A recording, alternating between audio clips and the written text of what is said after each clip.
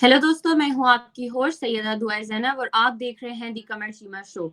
आज हम एक बहुत ही इंतहाई अफ़सोसनाक वाक़ये के बारे में बात करेंगे जो कि बलूचिस्तान के बुलान इलाके में जाफ़र एक्सप्रेस ट्रेन पर होने वाला हमला है।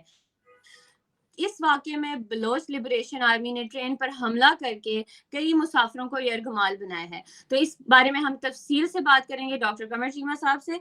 तो जी डॉक्टर साहब, जो बलोच लिबरेशन आर्मी है, इन्होंने जो जाफ़र एक्सप्रेस पर हमला करके 182 सुनने में आया है मुसाफ़िरों को यरगमाल बनाया है, जिसमें कुछ फ़ौजी और पुलिस अफ़सरान भी शामिल हैं। और अगर हम देखा जाए तो बीएलए का डिमांड जो या कहना ये है कि बलूचिस्तान के वसाइल पर अपना हक मांगना उनका एक डिमांड है। दूसरा, बलूचिस्तान को एक अलग मुल्क बनाने के लिए वो कोशिश कर रहे हैं। साथ ही हमने देखा कि उन्होंने अभी लेटेस्ट जो उनकी तरफ से खबर आई कि 48 घंटे का उन्होंने मोहलत दी है। हम मुल्क को उन्होंने कहा है कि बलोच सियासी कैदी और लापता किए गए अफराद और बीएलए के गिरफ्तार कारकुनों को फौरी और गैर मशरूत तौर पर रिहा किया जाए। तो इस सब के बारे में आपकी क्या राय है? आप क्या देखते हैं कि उनका अगला लाहेमल क्या होगा? दुआ बहुत शुक्रिया। देखिए, पहली बात तो ये है कि अभी तक की जो सिचुएशन हमारे सामने नज़र आए पता चली है कि सिक्योरिटी फोर्सेस ने तकरीबन 13 दहशतगर्दों को कत्ल कर दिया है। ये that this is what we are hearing right now. और बड़ी सख्त फायरिंग हो रही है वहाँ पे। इट मीन्स के काफ़ी लोग स्कैटर्ड हैं। कुछ सुनने में आ रहा है कि 80 कोई यरगमालियों को रिहा भी करवा लिया गया है, but there is no final confirmation. कोई फाइनल खबर अभी तक नहीं जो है वो आ रही। और ये जारी बात है, जो एक ट्रेन थी ये पेशावर से जा रही थी बलूचिस्तान। और असल में देखें, दुआ प्रॉब्लम ये है कि ये जो बीएलए है, ये एक इसका तरीकाकार ये वारदात ये है कि आम सिविलियन को पकड़ के, they are the worst kind of people on earth, कि ये आम एक कॉमन सिविलियन को पकड़ते हैं। कॉमन सिविलियन, आम आदमी जिसका कोई किसी चीज से ताल्लुक नहीं, उसको पकड़ के कत्ल करते हैं ताकि हुकूमत के ऊपर, फौज के ऊपर, अवाम के ऊपर प्रेशर पड़े। देखिए, कोई भी बंदा जो है ना, कोई भी बड़े से बड़ा दहशतगर्द भी हो, वो कभी अनआर्म्ड लोगों को कत्ल नहीं करता। ये ऐसे लोग हैं कि जो अनआर्म्ड लोगों को कत्ल करते हैं। एक बात। दूसरा ये है कि बातें हो रही हैं जी रिसोर्सेज की जंग है। भाई, कौन से रिसोर्सेज हैं? कैसे मुमकिन है कि आप किसी पाकिस्तान जैसी स्टेट को चैलेंज कर सकें? देखिए, आप देखिए पूरी दुनिया के अंदर जहाँ-जहाँ इस तरह की आर्म्ड स्ट्रगल होती है, वो ख़त्म हो जाती है। आप श्रीलंका में देखें, इंडिया ने देख लें, इंडिया बड़ी सख्ती से कुचलता है ऐसे लोग जो वेपन्स उठाते हैं। सिमिलरली पाकिस्तान है। लेकिन इसमें होता क्या है? इसमें नुकसान हो जाता है। नुकसान ये है कि आज ये बीएलए जो बलोच मिलिटेंट ऑर्गेनाइजेशन है, आज हो, कल हो, परसों हो, इनको हथियार तो डालने हैं, ये ख़त्म तो होंगे, लेकिन नुकसान होगा। नुकसान किसका हो? वहाँ पे लोगों का नुकसान होगा। वहाँ पे कारोबार नहीं हो सकता, वहाँ भी ऐसी चीज़ें नहीं होती। वहाँ पे चाइनीज़ इन्वेस्टर गए थे। उन चाइनीज़ के ऊपर जो हमले होते हैं, आप इमेजिन करें ना आप, कोई ऐसे हो सकता है कि किसी मुल्क के अंदर लोग इन्वेस्टर आएँ और कहें जी आप यहाँ पे इन्वेस्टमेंट करने आए हैं, तो लोग उनके ऊपर वहाँ पे लोकल बंदे हमला कर दें कि नहीं, आप हमारे लोकल्स के लिए नौकरियाँ ना रखें। आप यहाँ पे क्यों पैसे लगाने हैं? कैसे हुआ है? कभी भी नहीं हुआ। अब देखिए, ज़रा बलूचिस्तान को थोड़ा समझने की ज़रूरत है। ये जो बलूचिस्तान है ना, इसको 2 हिस्सों में तक़सीम करते हैं। कहा जाता है कि जो बलूचिस्तान का जो 90% एरिया है ना, वो बी कैटेगरी है। हुँ। ठीक है जी। और बी कैटेगरी जो एरिया है, वहाँ पे ज़्यादातर पॉलिटिसाइज्ड एरिया है, जो अंडर सरदार्स है। ठीक है जी। वहाँ पे बेसिकली जो लेवीज़ हैं, वो लेवीज़ फ़ोर्स वहाँ पे काम करती है। और ये देखें कि तकरीबन-तकरीबन 83,000 लोग हैं लेवीज़ के अंदर। लेकिन लॉ एनफोर्समेंट एजेंसीज़ कोई काम नहीं करती। ये जो 63 83,000 हैं, इनमें से 60% लोग तो वो हैं जो अवेलेबल ही नहीं है। वो सरदारों और सियासतदानों की पर्सनल सिक्योरिटी के लिए हैं, और जो वहाँ पे नेशनलिस्ट हैं उनके लिए हैं। ठीक है जी। अ, और बाकी जो 40% हैं वो वहाँ पे ये सारी चीज़ों को, सिक्योरिटी वाले मसले को दे रहे हैं। और जो जो ये जो लेवीज़ हैं, ये बेसिकली कम्युनिटी पुलिसिंग पुलिसिंग है। ये तकरीबन आप इमेजिन करें कि government of Pakistan 92 billion rupees देती है। 92 बिलियन रुपीस देती है इनके ये जो लेवीज़ हैं इनकी तनख्वाहों में। और ये किसके लिए ये काम करते हैं, ये सियासतदानों के लिए काम करते हैं, वहाँ पे सरदारों के लिए काम करते हैं। और ये जो इलाका है जहाँ पे ये सारा कुछ हुआ, ये इंतहाई डिफ़िकल्ट है। अब हर जगह तो फ़ौज नहीं पहुँचती, या हर जगह तो फ़ौज नहीं जा सकती, हर जगह तो पुलिस नहीं होती। ये लेवीज़ का काम है वहाँ पे चीज़ों को मैनेज करना, मेंटेन करना, but unfortunately they didn't do it, वो नहीं ध्यान से चीज़ें करते। और अब ये जो दहशतगर्द हैं, ये अब ज़ाहिर बात है थोड़ा-सा देखिए ना, रमज़ान में कौन किसी को कत्ल करता है? कहा जाता है कि रमज़ान के अंदर तो आप जो अगर जंग भी हो रही हो तो रमज़ान में सीज़फायर हो जाता है। हुँ, ये अक्सर हम बात करते हैं कि जी रमज़ान में सीज़फायर हो गया। जी जंग नहीं होगी, जी रमज़ान में लड़ाई नहीं होगी, जी रमज़ान है। मतलब ये मुसलमानों के लिए एक मुक़द्दस महीना है, मुसलमानों के लिए एक मुक़द्दस दिन है। तो हम लोग तो नहीं इन दिनों में लड़ते, लेकिन ये देखें बलोच कोई मिलिटेंट जो बीएलए, और फिर ऊपर से ये है कि इनके बहुत सारे जो ताल्लुकात हैं, वो आपस में और भी इंडिविजुअल्स के साथ हैं, ग्रुपों के साथ हैं। मिसाल के तौर पे आप देखें कि जो वहाँ पे सिंधी जो नेशनलिस्ट हैं, हुँ, उनके साथ ताल्लुकात हैं, फिर टीटीपी के साथ ताल्लुकात हैं। सो ये आपको एंड देन फिर आपको पता है ये सारे का सारा जो बॉर्डर एरिया है ना, this is very difficult to ji, manage. Terrain बड़ा डिफिकल्ट है, पहाड़ हैं, बड़े अजीब किस्म की माउंटेन्स हैं वहाँ पे। यहाँ पे जो ज़मीनी इलाका होता है ऑन ग्राउंड तो चलना बड़ा आसान है, लेकिन पहाड़ पे आपको पता है चलना बहुत मुश्किल काम है। और ख़ास तौर पे अगर आप वहाँ देखें कि अगर आपने पहाड़ पे चढ़ना हो तो बहुत बड़ी भी एक मुश्किल हो जाती है। एंड देन फिर वहाँ पे सड़कें बनाना, फिर सिक्योरिटी जहाँ पे अब ये सारा वाक़या पेश आया, वहाँ पे हुकूमत या फ़ोर्सेस की तो वहाँ पे कोई प्रेज़ेंस मौजूद नहीं थी। अब इतने 100 किलोमीटर अब वहाँ पे हेलीकॉप्टरों पे लोग जा रहे हैं, लॉ लॉ एनफोर्समेंट जा रही है, हेलीकॉप्टरों पे पुलिस और वो सिक्योरिटी फोर्सेस पहुंचेंगे, ऑपरेशन किया, कई हेलीकॉप्टर उड़े हैं, कई वहाँ पे लोकल जो थे सिक्योरिटी फोर्सेस के लोग वो पहुंचे हैं। सो बेसिकली ये दहशतगर्द जो है ये तो आपको पता है फ़ायदा उठा रहे हैं हुँ, बलूचिस्तान के टेरेन का। टेरेन इस तरह का है। टेरेन से मुराद ज़ाहिर बात है, किसी जगह पे आपको जंगल होते हैं, किसी जगह पहाड़ होते हैं, किसी जगह कुछ होते हैं। तो ये बेसिकली टेरेन का फ़ायदा उठाते हैं। ये इन पहाड़ों के अंदर ही गारों में छुप जाते हैं।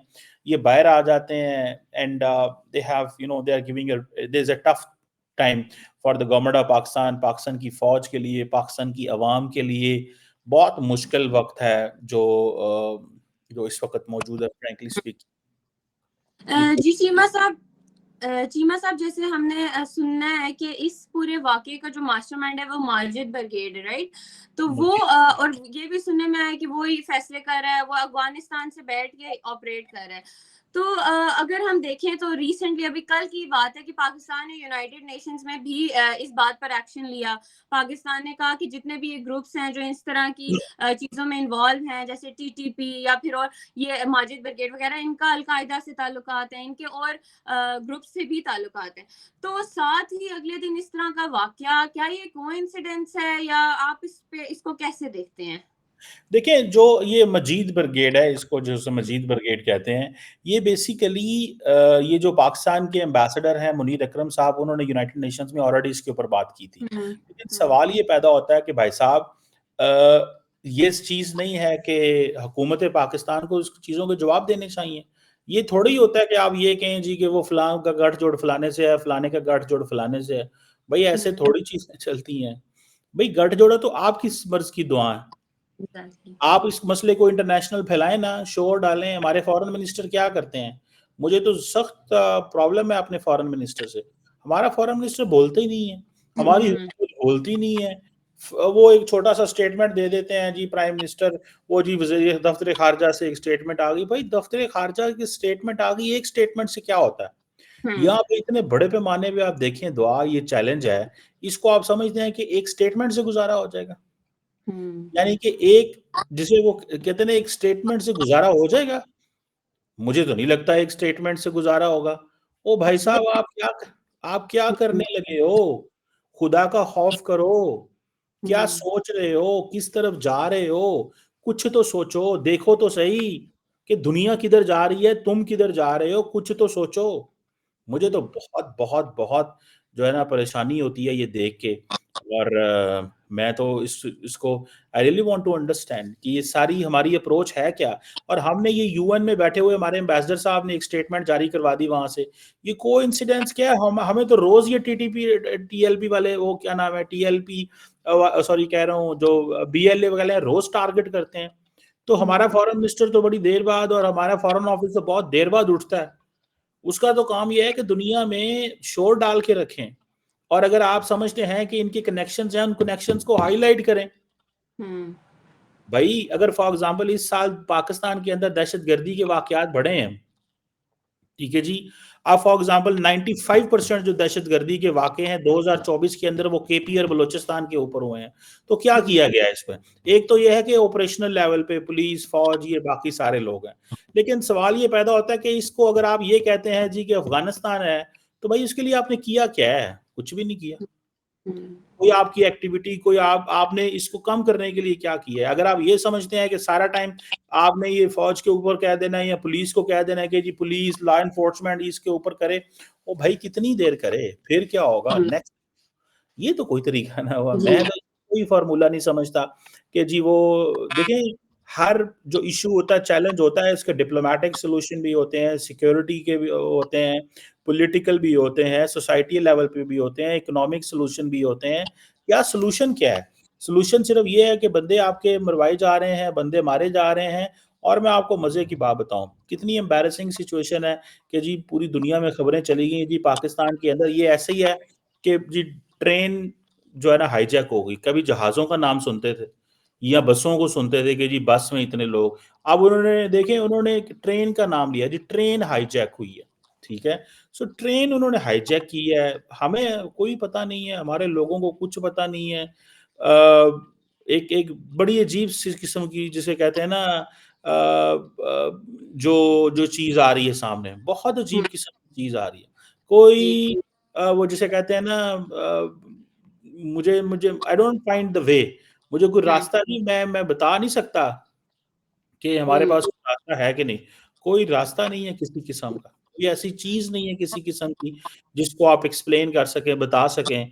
और सिर्फ़ एक ही बात करनी कि वो जी हमें जो है वो अफ़गानिस्तान, भई अफ़गानिस्तान के अलावा आपने किया क्या अफ़गानिस्तान? यहाँ पे एससीओ की कॉन्फ्रेंस हुई थी पाकिस्तान के अंदर, हमने तो उस एससीओ की कॉन्फ्रेंस में अफ़गानिस्तान के हवाले से कोई बात नहीं की थी। हालाँकि वो पूरी की पूरी कॉन्फ्रेंस टेररिज़्म, एक्सट्रीमिज़्म एंड मिलिटेंसी के हवाले थी। भाई वो हमने तो कोई बात नहीं की वहाँ पे, ठीक है ना जी? सो मुझे तो दिस इज़ व्हाट आई वो जिसे कहते हैं ना I find, this is what I find, मुझे तो ये लगता है कि हमने बेसिकली अ, हम अपना वो नहीं करते, सॉल्यूशन कोई नहीं है हमारे पास। हम जिसे वो कहते हैं जी आपको 48 आवर्स का टाइम देते हैं, पाक्स अल्टीमेटम, कौन सा अल्टीमेटम भाई? 48 आवर्स में तो ज़ाहिर बात है फौजी जो है वो उन्होंने इलाके को कवर क्लियर करा लेना है। फौज की तो आपको पता है जिस तरह की ट्रेनिंग्स होती हैं एंड ऑल दैट। अब मुझे ऐसा लगता है कि हम हर मसले को काइनेटिक तरीके से हल करना चाहते हैं। काइनेटिक तरीके से आप सारे मसले हल नहीं कर सकते। आपको बाकी जो तरीकाकार हैं वो भी अडॉप्ट करने चाहिए। और ज़ाहिर बात है पाकिस्तान की अवाम को तो नहीं पता बलूचिस्तान के फॉर-फ्लंग, वहाँ पे हमें तो सिर्फ़ इतना ही पता है कि जी वहाँ जाना नहीं है, फ्रैंकली स्पीकिंग, कि जी वहाँ जाना नहीं है, वहाँ हालात ख़राब हैं। तो अदर दैन दैट मुझे तो नहीं कोई समझ आ रही कि हमारी कोई ऐसी अप्रोच होगी कि हमें अपनी चीज़ों को कैसे ठीक करना है। अब ये तो बातें आ रही हैं कि 13 लोगों को, दहशतगर्दों को कत्ल कर दिया गया है, बहुत सारे लोगों को जो है वो, अब ज़ाहिर बात है आगे से उन्होंने भी तो हमला किया होगा, वो भी तो हमले करेंगे। वो उन्होंने मासूम लोगों को पता नहीं कितनों को कत्ल किया हो गया होगा। तो ये थोड़े से दहशतगर्द हैं। द ओनली थिंग इज़ कि सिर्फ काइनेटिक ऑपरेशन से मसला हल नहीं होगा। We need to beyond kinetic operation. Yes. जी, चीमा साहब अगर हम इसमें बात करें कि जिस तरह उनकी अगर डिमांड्स के हवाले से, तो अभी तो उन्होंने ऑब्वियसली कहा है कि हमारे कैदी और हमारे जो सियासी लोग हैं उनको करें। लेकिन अगर हम उनकी जनरल डिमांड्स देखें तो उनका पहला चीज़ है, ऑब्वियसली उनको चाइनीज़ प्रोजेक्ट से भी बड़ा इश्यू हमें नज़र आता है, उन्हें है। दूसरी चीज़ उन्होंने बलूचिस्तान को एज़ अ सेपरेट मुल्क के लिए भी उन्होंने बड़ा नॉमिनेशन करने की कोशिश। तो आप देखें ये दोनों इंटरेस्ट जिस तरह के हैं, तो इसमें आपको क्या लगता है कि हम देखें तो पाकिस्तान पाकिस्तान के हवाले से पाकिस्तान ने भारत पर इसमें इल्ज़ाम लगाया है। उन्होंने कहा है कि वो बीएलए को मदद फराहम कर रहे हैं भारत। तो लेकिन भारत ने इन ऑब्वियसली सारे इल्ज़ामात को मुस्तरद कर दिया। तो आप इस पर क्या कहते हैं? अगर हम उनके इंटरेस्ट देखें, क्या वो भारत के इंटरेस्ट के मुताबिक हैं या वाक़ई ही मदद कर रहे हैं या नहीं?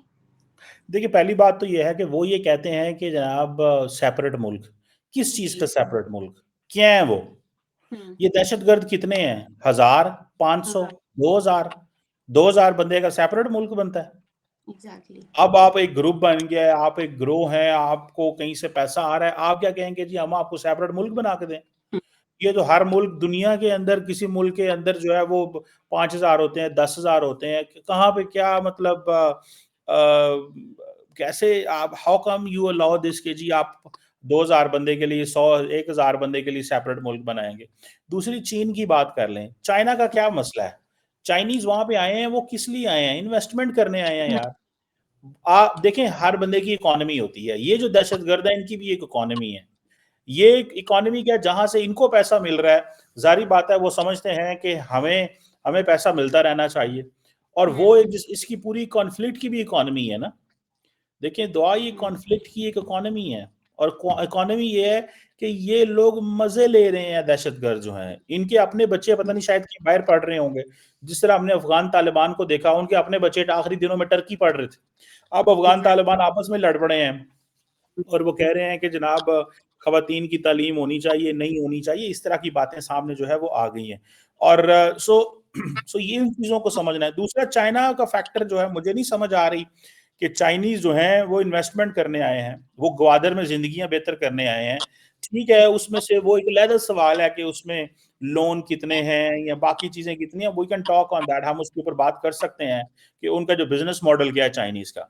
बट हुँ, प्राइमरीली चाइनीज वहां पे कारोबार करने आए हैं और आपकी जिंदगी आसान करने आए हैं। आप बैठे हुए थे पहाड़ों में, इन बलोचों, हुँ, जो ये जो मिलिटेंट कह रहे हैं कि जी चाइनीज को निकालें, इनसे बंदा पूछे कि आप बैठे हैं पहाड़ों में, आपको वो जमीन पे लेके आ रहे हैं और कह रहे हैं काम करें, मेहनत करें, आए दुनिया के साथ कनेक्ट करें, गवादर का फायदा उठाएं, आए बाकी जगहों का फायदा उठाएं। मतलब वो तो आपको हेल्प आउट करना चाह रहे हैं। ठीक है। ये चीजें जो हैं, मेरा ख्याल है कि हमारे पास इसमें we don't have any solution कि ये चाइनीज, इनको कैसे समझाया जाए इन दहशतगर्दों को कि आप बेसिकली अपने बलोचों को का नुकसान कर रहे हैं। यंग लड़के लड़कियों का नुकसान करेंगे जब आप उनको कारोबार नहीं करने देंगे। आप कहते हैं कि आप हमारे पास आए, दहशतगर्द बने और पाकिस्तान पे हमले करें। चाइनीज कहते हैं आए, कारोबार करें, तरक्की करें, दुनिया से कनेक्ट करें। मतलब ये क्या सोच है? दो अलहदा है। और तीसरी बात जो आपने भारत की देखिए, भारत हुँ, ने आपके पास मौका देखा है। उनको एक सिंपली मौका मिला है। क्या मौका है? गैप है। वो इस गैप का फायदा उठा रहे हैं। तो ये हमारा काम है कि किसी को गैप ना लेने दें। देखें, ये भारत की पाकिस्तान और भारत दोनों ममालिक के एक आपस में आपको पता ताल्लुकात की नोयत है। पिछले 76-77 साल से जंगें लड़ी हैं, क्या-क्या नहीं हमने किया एक दूसरे के साथ। यानी कि हमारे मैच भी जो है ना वो जंग बन जाते हैं। हमारे जज्बात एक दोनों मुल्कों के लोगों के एक दूसरे के लिए इस तरह के हैं कि मैच भी जंग बन जाते हैं। जो हुँ, मतलब एक फैक्ट है। ठीक है, बेशक पाकिस्तान हार ही जाए लेकिन फिर भी हम उसको जंग बना देते हैं और वो भी जंग बना देते हैं। So the point here is कि भारत ने स्पेस ढूंढी है, गैप ढूंढा है, उस गैप को उन्होंने फिल किया है। अगर वो किसी ग्रुप को सपोर्ट कर रहे हैं, अगर किसी ग्रुप को फाइनेंस कर रहे हैं, अगर वो किसी ग्रुप को, तो वो कहते हैं जी आप भी तो माजी में कश्मीर में करते रहे हैं, आपने भी तो कश्मीर में ये किया, हम क्यों ना अब करें? अब आप फंसे हैं तो आप बोलना शुरू हो गए। So I think this is where it's all going on. मुझे हुँ, ये जाती तौर पे थोड़ा सा लगता है कि पाकिस्तान को ये गैप किसी को नहीं देना चाहिए। हमें इंटरनली गैप जो है दुआ फिल करने चाहिए। हुँ, और फिल करने चाहिए कि पॉलिटिकली मेन स्ट्रीम करें लोगों को, ठीक किस्म का जो पॉलिटिकल राइट्स हैं वो दिए जाएँ, जो हुँ, इलेक्शन जीते वही पार्लियामेंट में पहुँचे, लोगों को नौकरियाँ दी जाएँ, जॉब्स दी जाएँ, वहाँ पे ज़िंदगी, वहाँ पे इन्वेस्टमेंट्स हो, रोज़गार हो, वहाँ पे सारा कुछ हो दुआ। ऐसे थोड़ी हुँ, है कि आप ये कहें कि नहीं जनाब खैर है, हम तो बस जो चल रहा है चल रहा है, चलने दें, मतलब ऐसे थोड़ा ही होता है। मुझे ऐसा लग रहा है कि हमें भी अपनी स्ट्रैटेजी थोड़ी-सी बदलनी चाहिए और ये है कि लोगों के लिए ज़िंदगियाँ बेहतर करें, उनके लिए रोज़गार बेहतर करें, उनको वो सब कुछ दें, जो उनको चाहिए। उनको उनकी ज़िंदगियाँ बेहतर करने के लिए।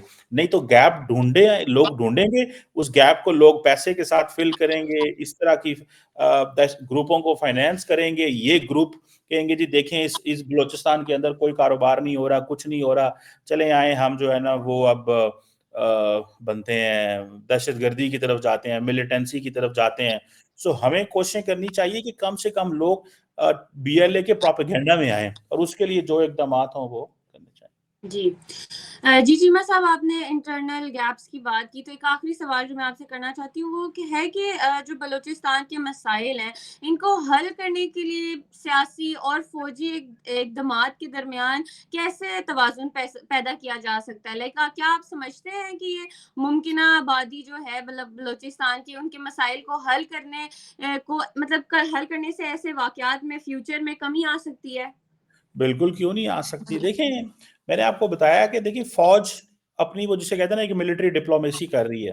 वो जी। लोगों के साथ वहाँ पे उनकी हेल्प आउट करने की कोशिशें कर रहे हैं। हुँ। लेकिन फ़ौज के बारे में एक मिसट्रस्ट है कंटीन्यूअसली। वो मिसट्रस्ट खत्म नहीं हो पा रहा, वो मिसट्रस्ट बढ़ रहा है। हुँ, तो ज़ाहिर बात है उस मिसट्रस्ट को भी सॉल्व करने की ज़रूरत है। हुँ, लेकिन लार्जली इस सारे के सारे मसले को ज़ाहिर बात है फ़ौज का तरीक़ाकार जो है ना वो फ़ौज को डिप्लोमेसी नहीं आती, फ़ौज को पॉलिटिक्स उस तरह नहीं आती, उन्होंने सीधे-सीधे काम करने होते हैं, जो उनको 2 जमा 2 4 वो जो कमांड आई है, उस उन्होंने अपना they need to get the job done, सीधी-सी बात है। सो इस सारे प्रोसेस के अंदर मुझे ऐसा लगता है कि जो मेन बात होगी, वो सियासतदानों के दरमियान होगी। जो मेन बात होगी, जो मेन डिस्कशन होगी, वो उनके दरमियान होगी, वो पॉलिटिकल फोर्सेस, रिलिजियस फोर्सेस उनको बैठना है और बैठ के सारे जो मसले हैं, वो हल करने हैं। अदर दैन दैट अगर आप ये कहें कि वैसे कोई मसला हल हो जाएगा, I don't hmm, find it मुझे नहीं हुँ। लगता कि ऐसी कोई चीज़ होती हुई नज़र आए। जी, बहुत शुक्रिया चीमा साहब। तो दोस्तों आज हमने बात की जो ऑब्वियसली बलूचिस्तान में जाफ़र एक्सप्रेस पे हमला हुआ है। बात वही है कि हमारे पास उस तरह के स्पोक्स पर्सन नहीं है मतलब हमारे फ़ॉरेन मिनिस्टर भी हैं जो वो बस एक स्टेटमेंट जारी कर देते हैं, उस तरह से एक्शंस नहीं होते।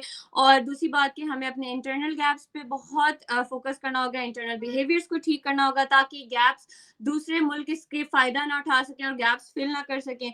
और वही बात है कि हमारी जो है फ़ौज है वो मिलिट्री डिप्लोमेसी करी है और वो जो है वहाँ पे हल करने की कोशिश करी है लेकिन एक मिसट्रस्ट वहाँ पे कायम है जो फ़ौज के बारे में है। तो ये सब बातें होती रहेंगी, देखते हैं अब इस ये जो एक्सप्रेस पे हमला हुआ है इसका क्या फ्यूचर होता है, क्या देखते हैं फ़ौज इसको कैसे हल करती है। मिलते हैं एक नए टॉपिक के साथ नए एपिसोड में, टेक केयर। जी, हो जी गया। सर।